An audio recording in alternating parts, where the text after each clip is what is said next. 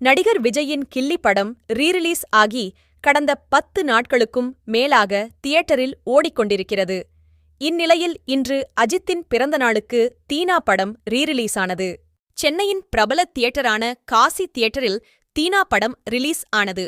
அதைக் கொண்டாட வந்த அஜித் ரசிகர்களில் ஒருவர் மேலே ஏறி தியேட்டரில் வைத்திருந்த கில்லி பட பேனரை கிழித்தார். அந்த வீடியோ வைரல் ஆனது. இந்நிலையில் அந்த நபர் தற்போதுதான் பேனரை கிழித்ததற்காக மன்னிப்பு கேட்டிருக்கிறார்.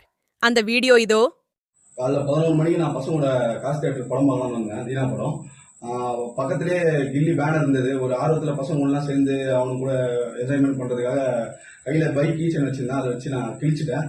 இது மூலயமா அண்ணன் விஜய் அவர்களுக்கும் தமிழக வெற்றி கழக நண்பர்களுக்கும் என்னுடைய மன்னிப்பை நான் கேட்டுக்கொள்கிறேன். மேலும் இது போன்ற சம்பவங்களை ஈடுபட மாட்டேன் என்பதை பல வழியும் மன்னிப்பு கேட்டுக்கொள்கிறேன்.